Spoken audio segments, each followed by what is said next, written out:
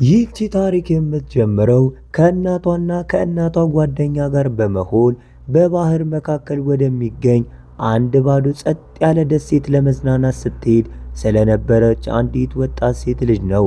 ነገር ግን እዛ ከደረሱ በኋላ የእናቷ ጓደኛ አንድ አስደንጋጭ ሚስጥር ታውቃለች። ይህም ሁኔታ አሁን ይህንን አስደሳች ጉዞ ወደ ሕይወታቸው የመጨረሻ ጉዞ ይለውጠዋል። የታሪኩ መጀመሪያ ላይ የሮዝ እናት የሆነችው አልማን ከስራ ወደ ቤት ስትመለስ እናያለን። በዚህ ጊዜ ሮዝ ከኋላ በመምጣት እናቷን የልደት ቀን እንድትደሰትባት ትመኛለች።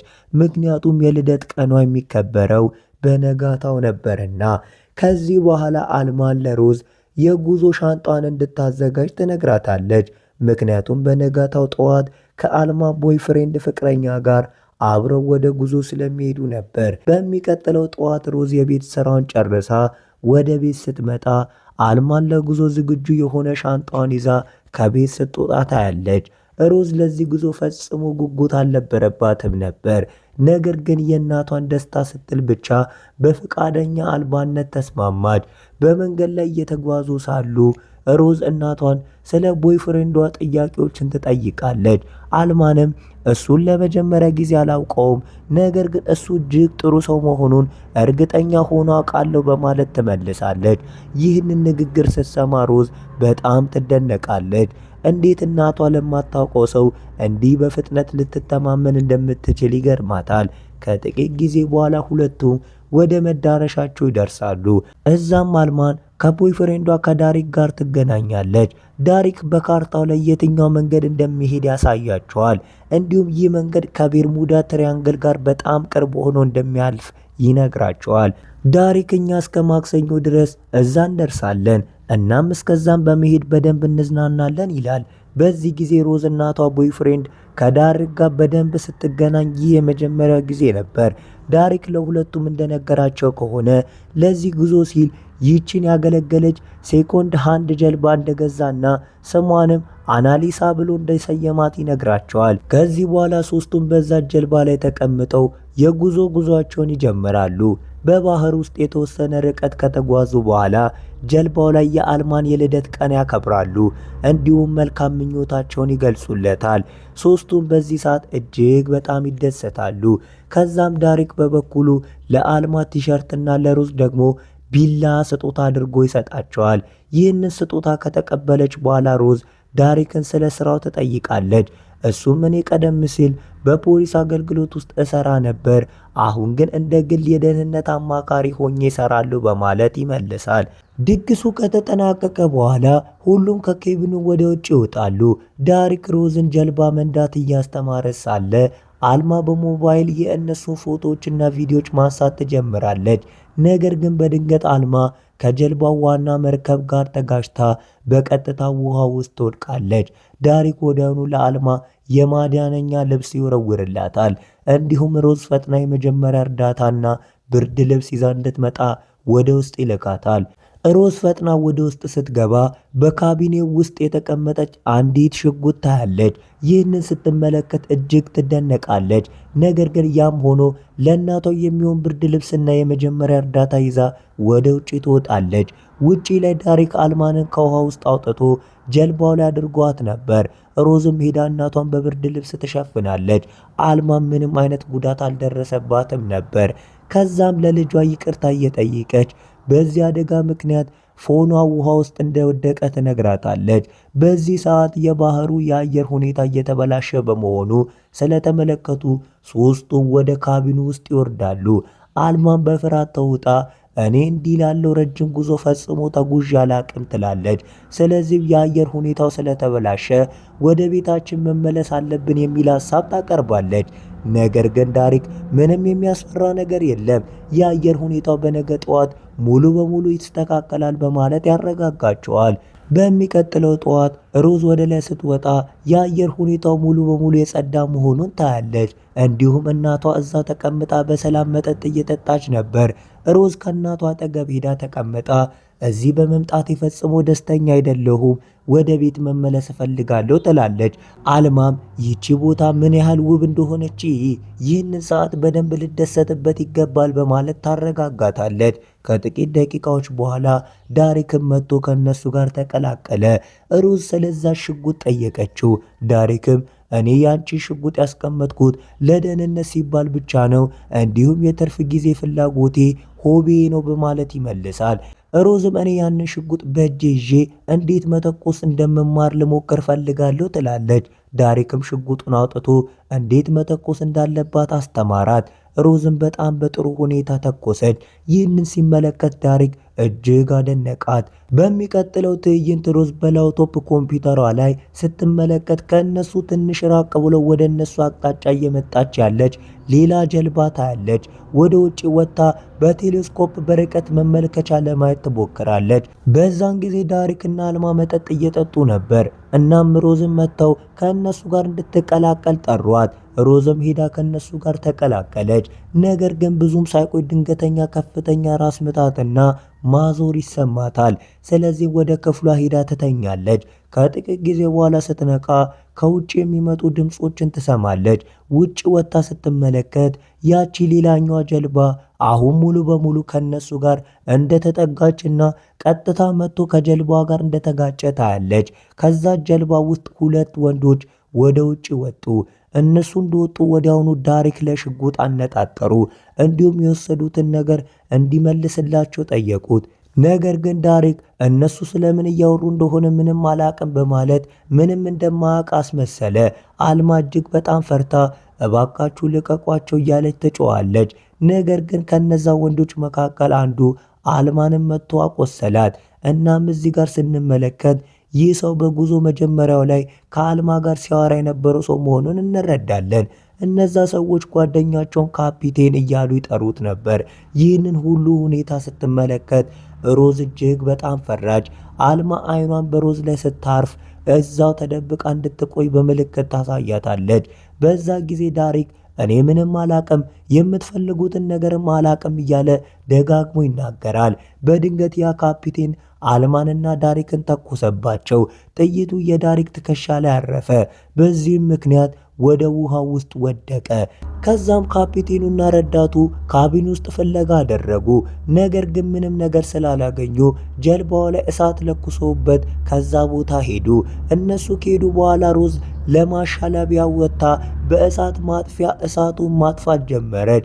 በዛን ጊዜም የእናቷን አስክሬን ትመለከታለች። ይህንን አስፈሪ ትዕይንት ስትመለከት ሙሉ በሙሉ በድንጋጤ ውስጥ ትገባለች። በሚቀጥለው ጠዋት እሷ በባህር ላይ ሙሉ በሙሉ ብቻዋን ነበረች።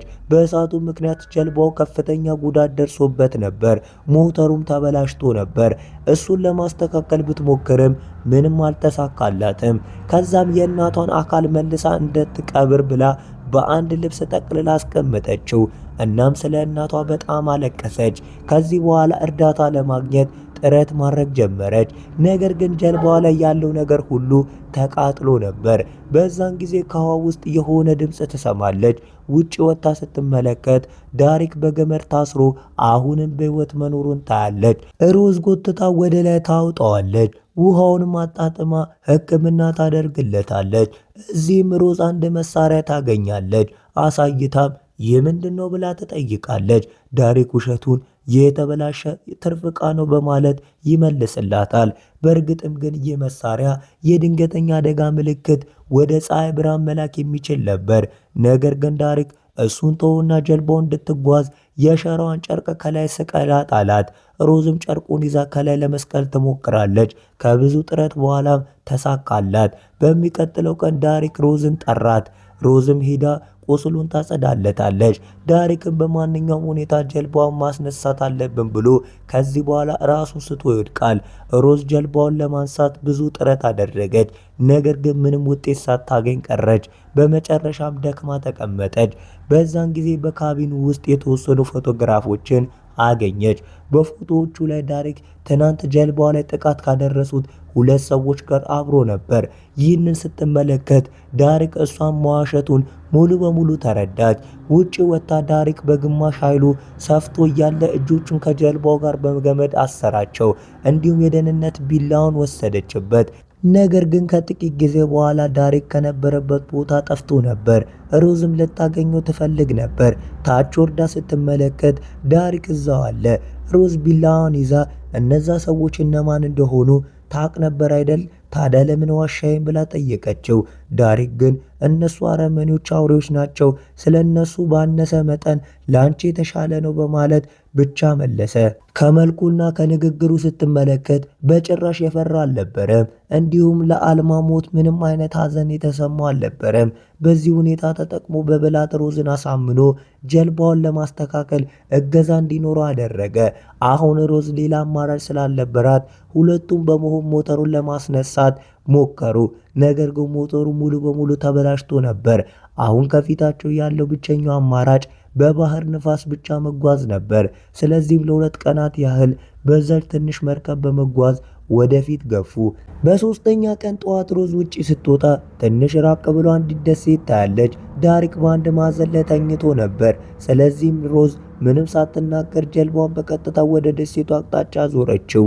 ነገር ግን በአንድ የሸራን ጨርቅ ብቻ ጀልባው ወደ ውሃ ዳርቻ ማድረስ ፈጽሞ አይቻልም ነበር። ስለዚህ ወደ ደሴቱ ለመድረስ ሲሉ የራፍ ተንሳፋፊ ታንኳ ተጠቀሙ። ዳሪክ ከነሱ ጋር ወደ ደሴቱ ለመሄድ ተስማማ። ነገር ግን በአንዱ እጁ ብቻ መምዘምዘም ስለማይችል ሮዝ ራሷ መምዘምዘም ጀመረች እና ሁለቱ ወደ ደሴቱ ማምራት ጀመሩ። ነገር ግን በድንገት የሮዝ እጅ ከመምዘምዘሚያው ተንሸራተተ። ለመያዝም ስትሞክር በቀጥታ ወደ ውሃ ውስጥ ወደቀች። እሷ መዋኘት አትችልም ነበር፣ ስለዚህ ልትሰምጥ ጀመረች። በዛን ጊዜ ዳሪክ ራሱ ወደ ውሃ ውስጥ ዘልቆ ገብቶ ጎትቶ ወደ ባህር ዳርቻ አወጣት። ነገር ግን እስትንፋስ አልነበረም። ስለዚህ ዳሪክ አርቴፊሻል አተነፋፈስ ሰጥቶ መልሶ አነቃት። ስትነቃ ሮዝ ዳሪክን እየፈለገች በአቅራቢያው ወደሚገኝ አንዱ ዋሻ ገባች። እዛም ዳሪክ የመጠጥ ውሃ አግኝቶ ነበር። ሮዝንም ውሃ እንድትጠጣ ነገራት። ይህቺ ደሴት ባዶ ጸጥ ያለች ነበረች። ስለዚህም ሮዝ በማንኛውም ሁኔታ ወደ ቤታችን መመለስ አለብን አለች። ዳሪክም አዎ በእርግጥ እናመራለን፣ ነገር ግን አሁን ጨለማ እየመጣ ነው፣ ስለዚህ ዛሬ ማታ እዚህ ማሳለፍ አለብን አለ። ሁለቱም ራፉን ይዘው ወደ ዳርቻ አወጡት። ማታ ከገባ በኋላ ሮዝ በራፉ ውስጥ ተኛች። ዳሪክም ውጪ እሳት አነደደ። ነገር ግን ሮዝ እንቅልፍ ስለወሰዳት ከዳሪክ ጋር ተቀምጣ ማውራት ጀመረች። ሁለቱም ስለ ህይወታቸው ማውራት ጀመሩ። ሮዝ አባቷ ከኢራቅ ግዴታ ላይ እያለ በጦርነት እንደሞተ ተናገረች። ከዛም ዳሪክ የሱን ታሪክ ተናገረ። እዚህ ጋር የሱ እውነተኛ ማንነት ይፋ ወጣ። እሱ በጣም ጥሩና ታማኝ የፖሊስ ኦፊሰር እንደነበረ ተናገረ። ነገር ግን ለ10 ዓመታት በታማኝነት ካገለገለ በኋላ ምንም እንዳላገኘ ሚስቱንም ውድቀት አድርጎ በማሰብ እንደተወቹ ተናገረ። ከዚህ በኋላ በክፉ መንገድ በወንጀል መሄድ እንደጀመረና ከክፉ ሰዎች ጋር በመስራት እጅግ ብዙ ሀብት እንዳፈራ ተናገረ። ከነዛ ከሚሰራቸው ሰዎች መካከል አንዱ ያ ካፒቴን እንደነበረ ገለጸ። እናቷን የገደላቸው ሰዎች ያ ካፒቴን ራሱ ሳይሆን የሱ ሰዎች እንደሆኑና ካፒቴኑ በእውነቱ እንደ ሮዝ ያሉ ውብ ወጣት ልጃገረዶችን አዘዋዋሪ አደገኛ ሰው እንደሆነ ተናገረ። ዳሪክ እኔ ከእሱ በላይ ለመሄድ ሞክሬ ነበር፣ እንዲሁም የእሱን አንዱ ውድ ዕቃ ሰርቄ ደብቄበታለሁ። ያንን ዕቃ ለመውሰድ ነበር ያቺ ሌሊት ሰዎቹ የመጡት። እናም በዛ ምክንያት እናትሽ ሞተች በማለት አረጋገጠላት። እናትሽ ጥሩ ሴት እንደነበረች አውቃለሁ፣ ነገር ግን እኔ አውቃቸው የነበረው ለጥቂት ወራት ብቻ ነበር አለ። ከዛም በእጄ ላሰርሽኝ የነበረው ቋጠሮ ላይ አንዲት ስህተት ሰርተሽ ነበር ብሎ እጇን በማሰር ቋጥሮ ማስተማር ጀመረ። በዛን ጊዜ የሮዝ አይን ጎን ላይ ባለው ቦርሳ ውስጥ ወዲያውኑ ያንን መሳሪያ አየችው።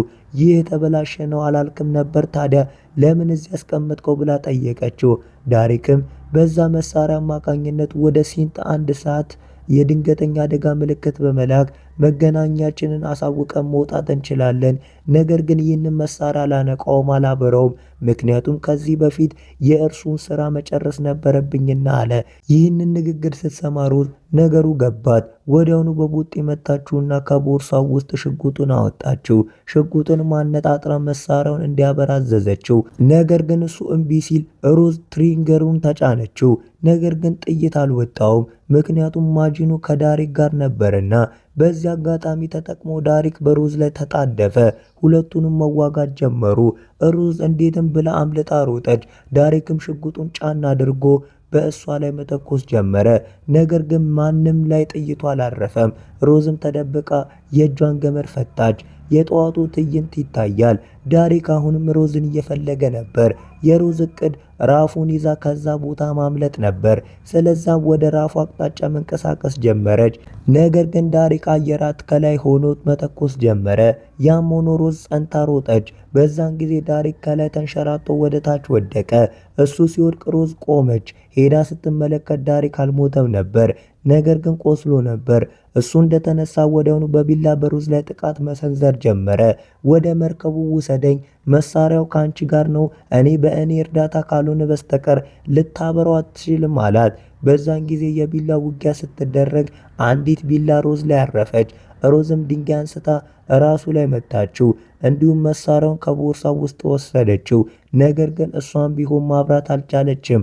ዳሪክም ልታበሪው አትችይም፣ መርከቡ ላይ ውሰጂኝ፣ ከዛም እረዳሻለሁ አላት። ነገር ግን ሮዝ እሱን ትታ በራፉ በኩል ተመልሳ ወደ መርከቡ ወጣች። መርከቡ ላይ እንደደረሰች ቁስሏን አከማተኛች። በሌሊት በድንገት ነቅታ ስትመለከት መርከቧ እየሰጠመች መሆኑን ታያት። በፍጥነት አስፈላጊ ነገሮችን ሰብስባ አደረገች።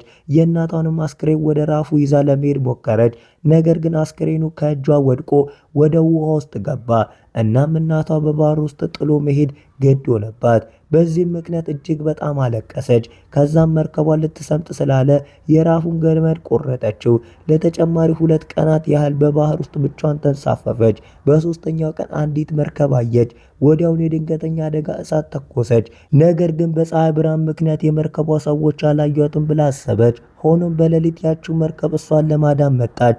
እናም በደህና ወደ አንድ ግዙፍ መርከብ ወሰዷት። እዛም ስትደርስ በዙሪያ ያሉ ሰዎች ሁሉ መሳሪያ የያዙ መሆናቸውንና ስለ ካፒቴኑ እያወሩ መሆኑን አስተዋለች። እነዛ ሰዎች ሁሉ የካፒቴኑ ሰዎች መሆናቸውንና ይህቺን መርከብ የእሱ መሆኗን ተረዳች። ነገር ግን ምንም አይነት ጥንቃቄ አላሳየችም። ዝም ብላ በጸጥታ ከነሱ ጋር ሄደች። ምግብ ሰጧት። በዛን ጊዜ በሰከረ ሁኔታ ውስጥ ያለች ታቢታ የተባለች አንዲት ልጃገረድ እዛ መጣች። ነገር ግን አንድ ወንድ ሰው ወስዶ ከሷ ጋር አስወጣት። ሮዝ ይቺ ልጃገረድ በግዴታ እንደታሰረችና በዚህ መርከብ ላይ እንደዚህ ያሉ ሌሎች ልጃገረዶችም ሊኖሩ እንደሚችሉ ተረዳች። ምክንያቱም ዳሪክ ካፒቴኑ አዘዋዋሪ እንደሆነ ነግሯት ነበር። ሮዝ ለመታጠብ ስትጠይቅ አንድ ክፍል ሰጧት።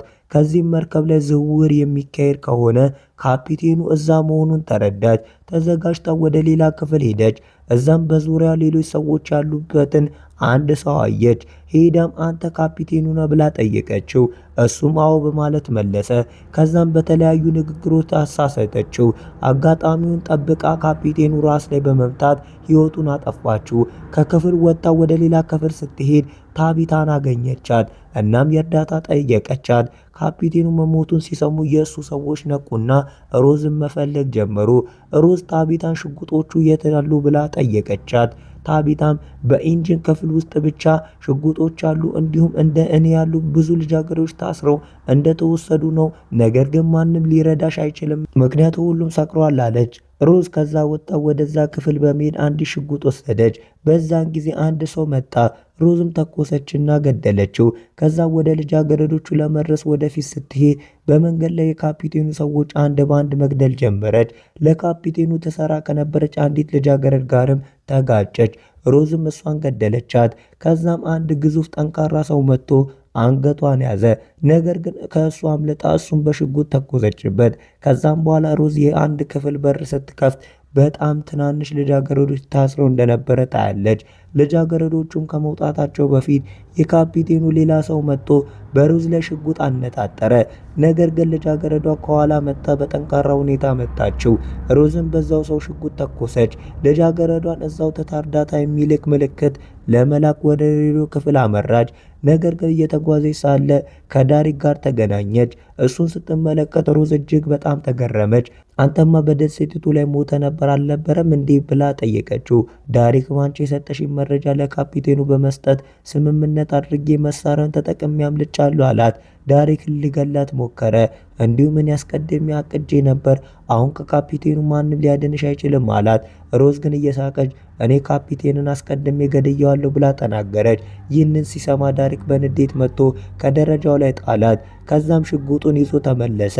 ነገር ግን ሮዝ ከዛ ቦታ ማምለጧን አየ። በደም ንጹሖችና እየተከተለ እሷን መፈለግ ጀመረ።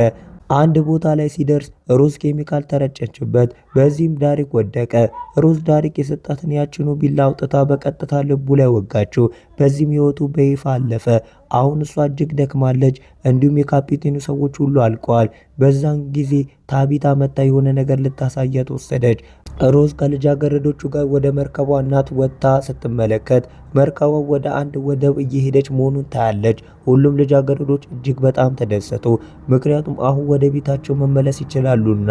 ወደብም እንደደረሱ ፖሊሶች ጉዳዩን በእጆቻቸው አስገቡት። እናም ታሪኩ እዚህ ላይ ፍጻሜውን ያገኛል።